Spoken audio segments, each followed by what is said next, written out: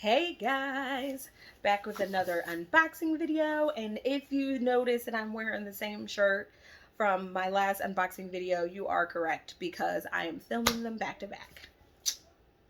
Sorry. Sorry, not sorry. Anywho, we have book of the month.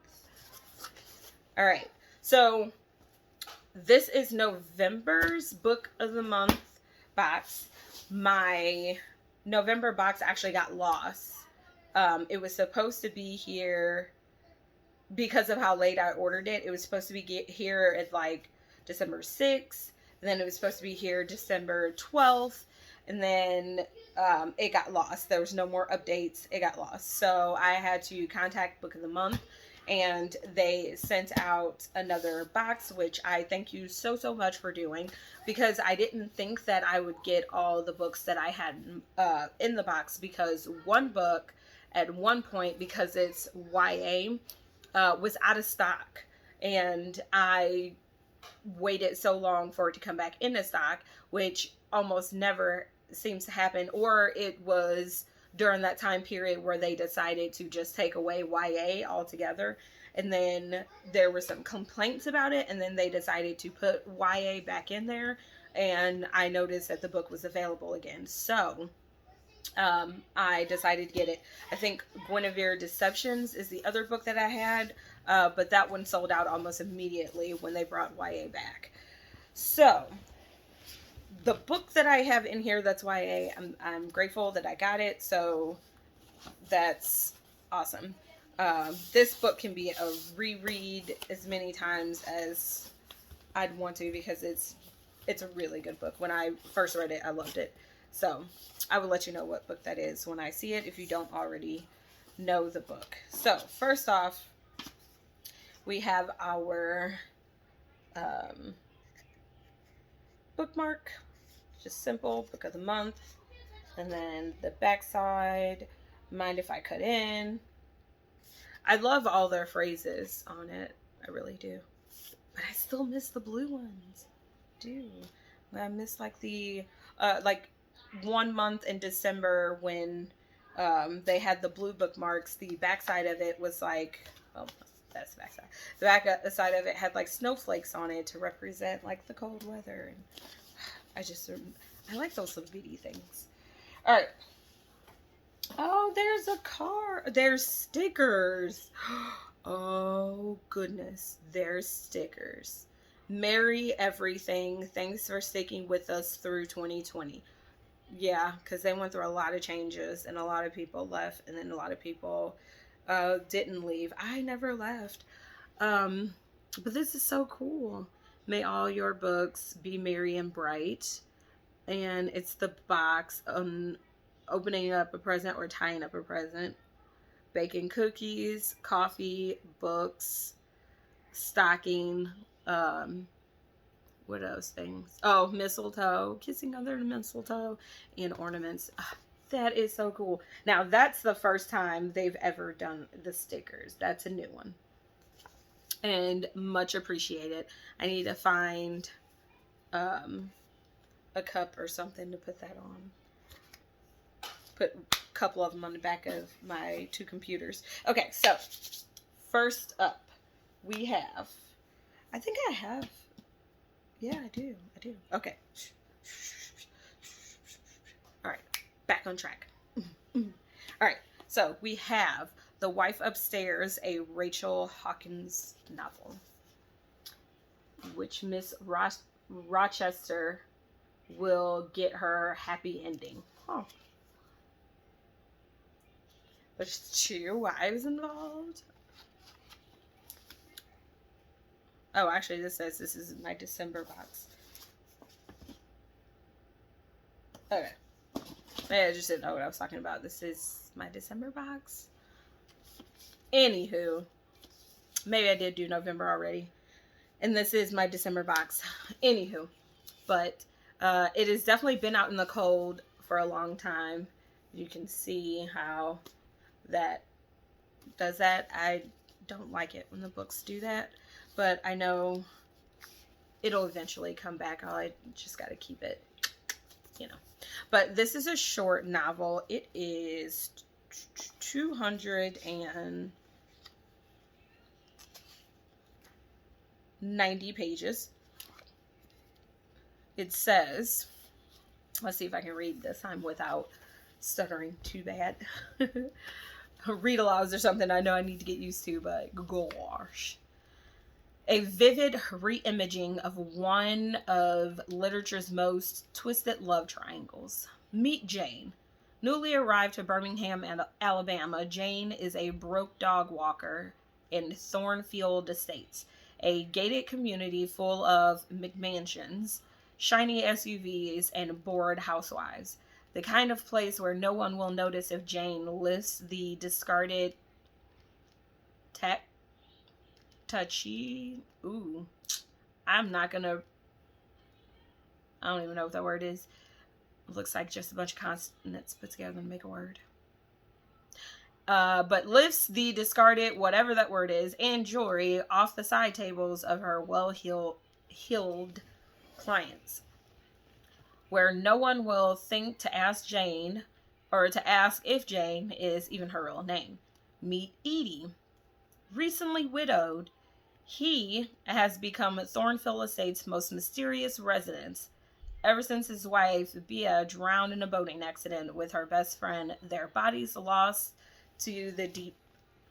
Jane can't help but see an opportunity in Edie. Not only is he rich, brooding, and handsome, but he could also offer her the kind of protection she craves. Yet, as the two fall for each other, Jane is haunted by the legend of Bea. An ambitious beauty and successful entrepreneur with a rags to riches origin story. How can she, plain Jane, ever measure up? And can Jane win Edie's heart before her past or his catches up with her? With delicious suspense, incisive wit, and fresh feminist sensibility, The Wife Upstairs flips the script on Jane Eyre in a timeless tale of forbidden romance, ill-advised attraction, and a wife who just won't stay buried. Ooh, boy. So, a Jane Eyre retelling. Not gonna lie, when I was in, I want to say 6th grade, we read Jane Eyre. It could have been later, but somewhere in middle school, I remember reading Jane Eyre. And I remember being bored to death with it. I tried to read, there was another one just recently where we tried to read it in our book club. It's a Jane Eyre novel.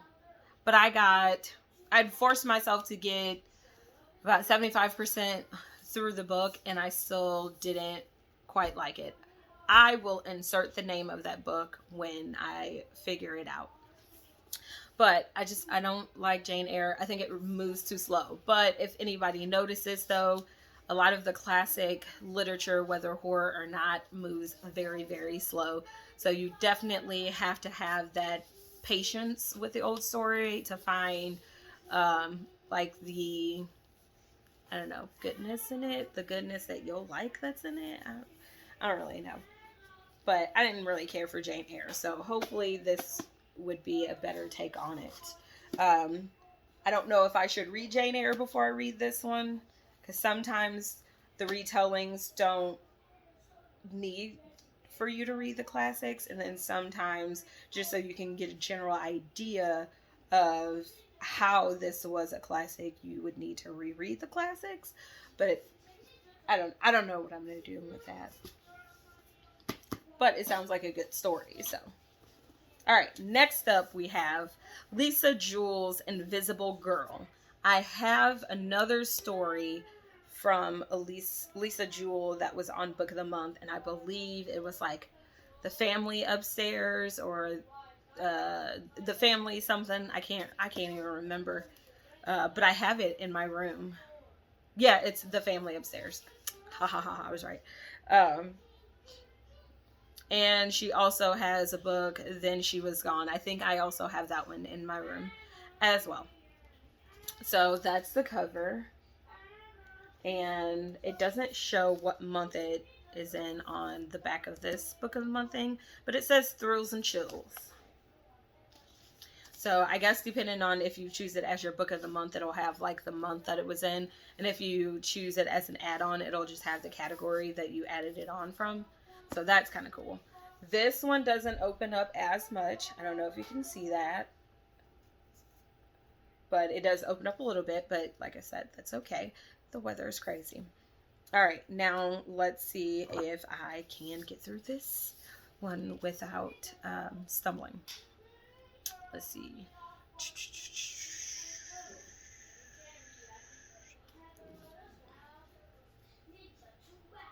Okay. Owen picks life is falling apart. In his 30s, a virgin and living in his aunt's spare bedroom, he has been suspended from his job as a computer science teacher after accusations of sexual misconduct, which he strongly denies. Searching for professional advice online, he is inadvertently stuck into the dark world of incel. I don't even know what that is. Involuntary celibate forums where he meets the charismatic, mysterious, and sinister Brian. Across the street from Owen live the Force family, headed by Mom Kate, physical therapist, and Dad Rowan, a child psychologist. Kate and Rowan have always had a bad feeling about their neighbor Owen. There's something off about him. Their teenage daughter swears he followed her home from the train station one night. Meanwhile, young Sapphire,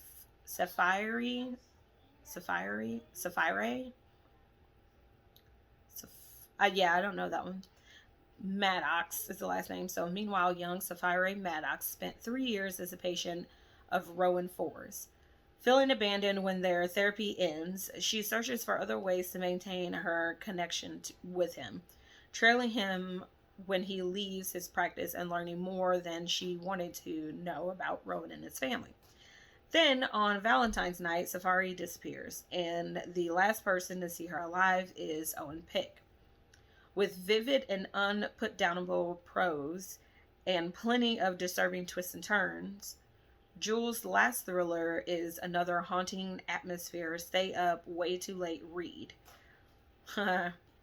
Says Megan Miranda, best-selling author.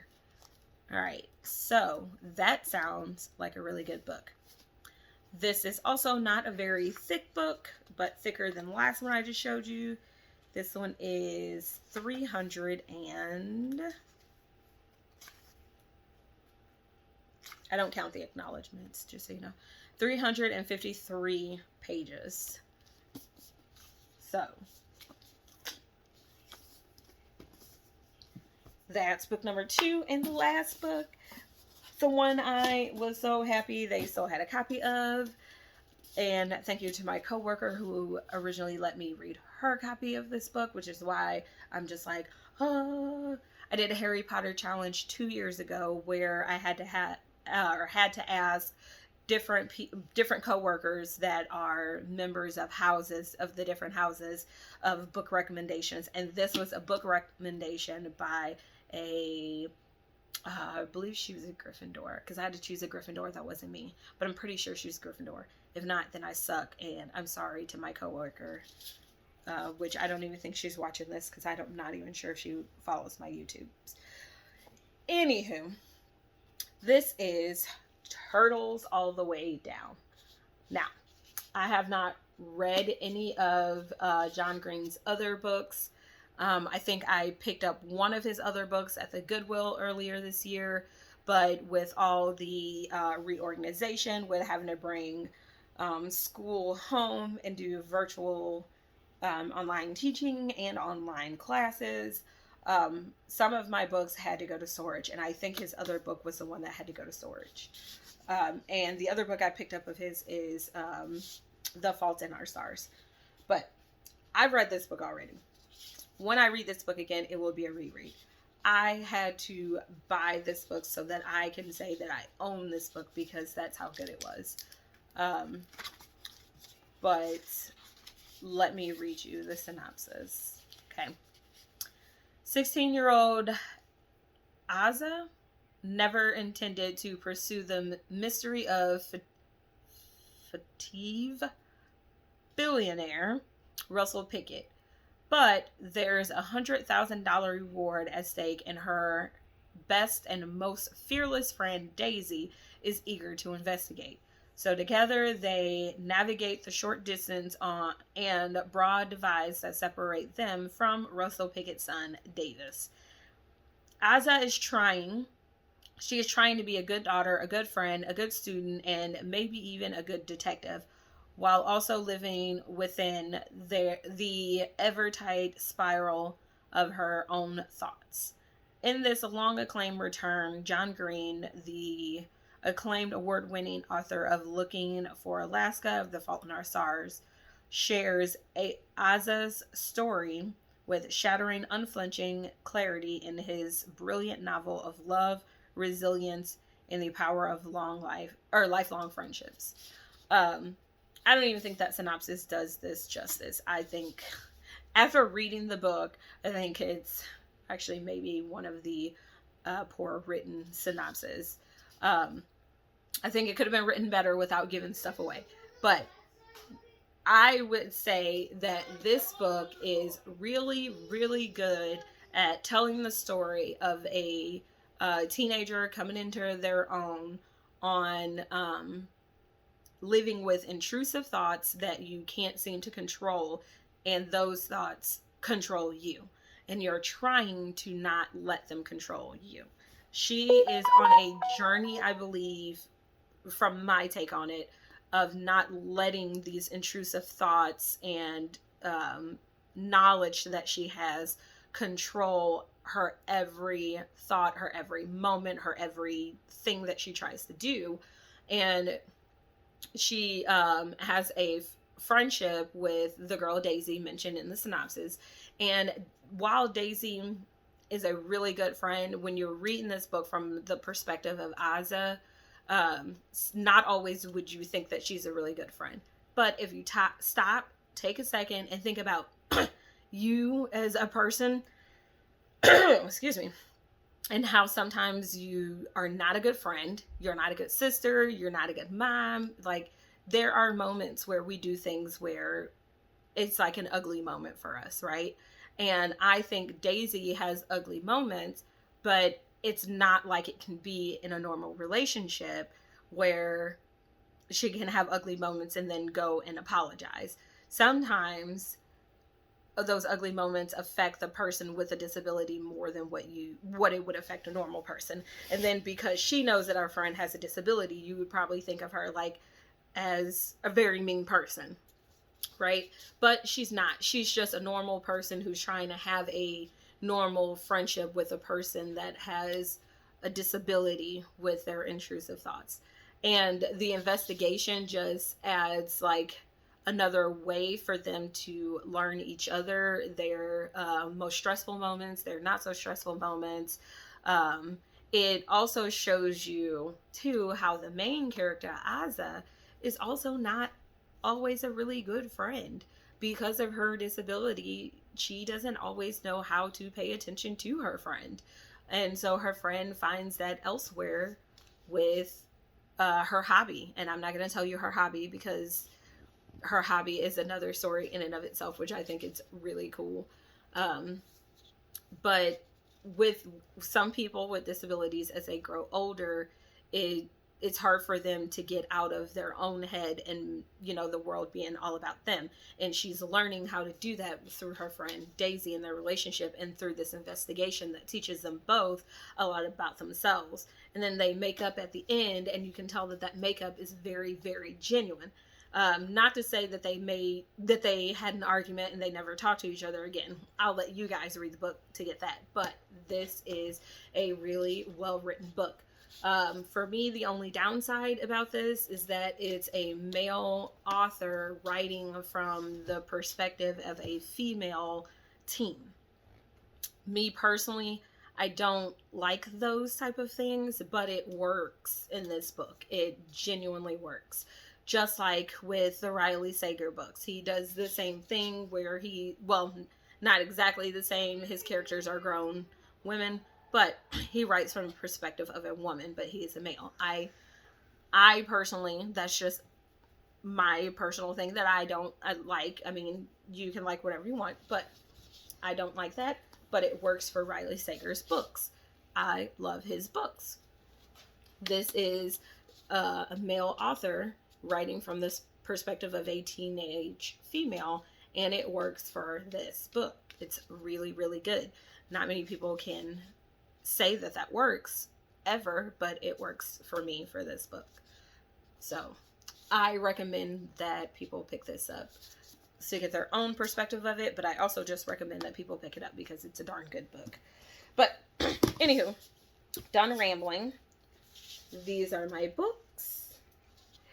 This is my bookmark. And these are the stickers from this book.